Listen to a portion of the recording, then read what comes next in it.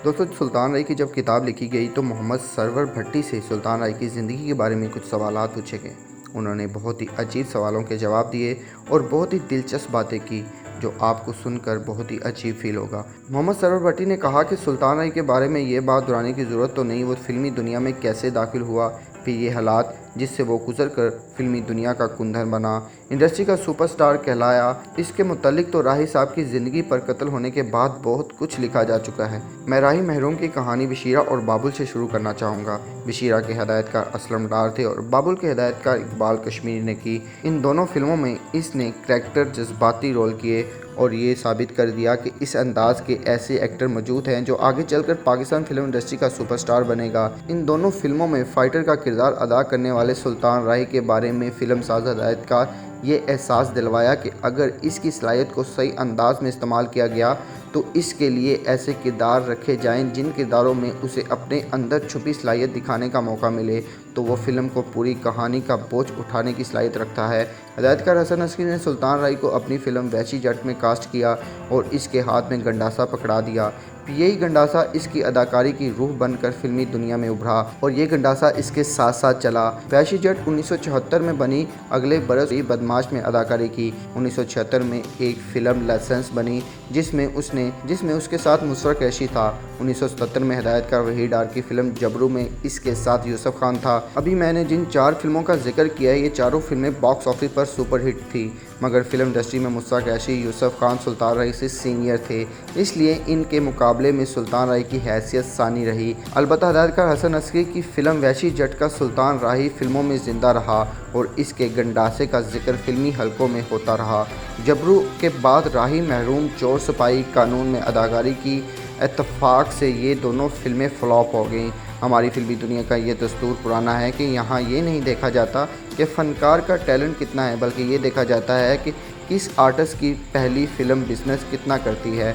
चोर सिपाही और कानून की नाकामी सुल्तान राय के करियर पर असरअंदाज हुई। इससे वो किसी हद तक फिल्मी दुनिया में अपने करियर से मायूस होता चला गया, मगर मैंने राही महरूम को वैशी जट की शूटिंग के दौरान कई बार अदाकारी करते देखा। मेरी आंख ने ये अंदाज़ा कर लिया था कि वैशी जट के बाद उसने जितनी फिल्मों में अदाकारी की उन फिल्मों में उनके टैलेंट को सही तौर पर इस्तेमाल नहीं किया गया। वैशी जट में सुल्तान राय को एक अक्कड़, गुस्ताख, उजड़ा हुआ, अनपढ़ रूप में स्क्रीन पर दिखाया गया जो सिर्फ वैशी बनकर दुश्मनों पर गंडासा चलाता है। यहाँ ये जिक्र भी करता चलूँ कि वैशी जट के हिदायतकार हसन अस्करी ने राही के हाथ में जो गंडासा पकड़ाया फिल्म के खात्मे तक उनके हाथ में ही रहा। फिल्म के खात्मे तक उस गंडासे को राही के हाथों में ज़मीन में दफन कर दिया। आमतौर पर कहा जाता है कि मैंने अपनी फिल्म मौला जट में वही गंडासा इस्तेमाल किया जो वैशी जट में सुल्तान राय ने इस्तेमाल किया। हालांकि हकीकत हाल बहुत मुख्तलिफ है। मौला जट के इब्तदाई हिस्से में सुल्तान राय का किरदार इंतहाई ही नफीस और अमन पसंद देहाती किरदार था। राही महरूम पर मौला जट के खात्मे पर जो गंडासा ज़मीन में दफन किया गया वही गंडासा ज़मीन से निकल आता है, फिर अपने दुश्मन पर वही गंडासा चलाता है। मैंने जिस ज़माने में मौला जट बनाई उस ज़माने में जब फिल्म साज किसी सुपरस्टार से मुआहिदा करता था तो उसे एडवांस के तौर पर 5-5 हज़ार रुपये देता था।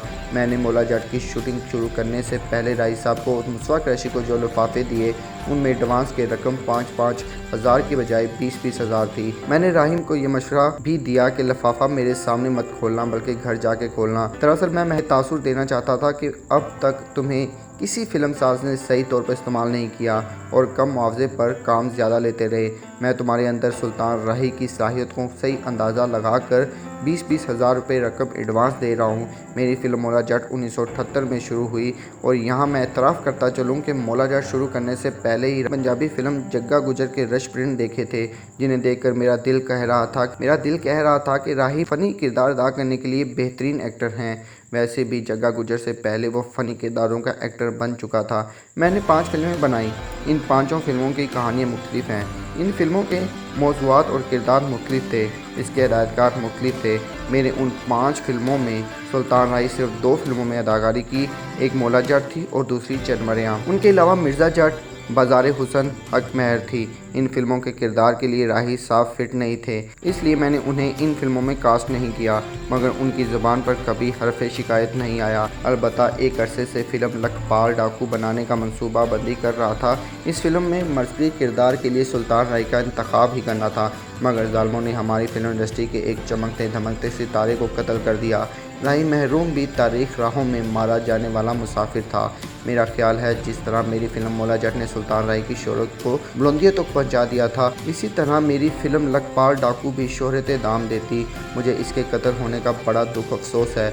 वो एक अच्छा इंसान और हमदर्द दोस्त था, मजहबी और मोहब्बत करने वाला सुल्तान राही था। मेरे अफसोस की एक वजह और भी थी कि मुझे लखपाल डाकू के किरदार वाला सुल्तान राही नहीं मिला। मैंने मौला जट के हवाले से एक और बात कहना चाहूँगा कि मेरी film Maula Jatt not out film थी। मैंने उस फिल्म के प्रिंट उस सिनेमा से मंगवाए थे जहां उसकी नुमाइश हो रही थी, बल्कि हादसों ने उसे इस सिनेमा हॉल से ज़बरदस्ती उतरवा दिया था। ज़िंदगी के मामले में मौला जट का मौला नॉट आउट इस दुनिया में से चला गया। अभी फिल्म साजों ने उसे घर नहीं भेजा था, बल्कि अभी हाल ही में उसकी फ़िल्म चौधरी बादशाह रिलीज़ हुई थी, जिसकी बहुत ज़्यादा पजीराई हुई थी। इसकी ज़ेरे तकमील फ़िल्मों की तादाद भी खासी थी, इसलिए मैं कहता हूँ कि अल्लाह ताला को उसका ज़वाल मंजूर ही न था, इसलिए वो कामयाब जिया और कामयाब मरा, और अल्लाह ताला ने कामयाबी के साथ ही उसे अपने पास बुला लिया।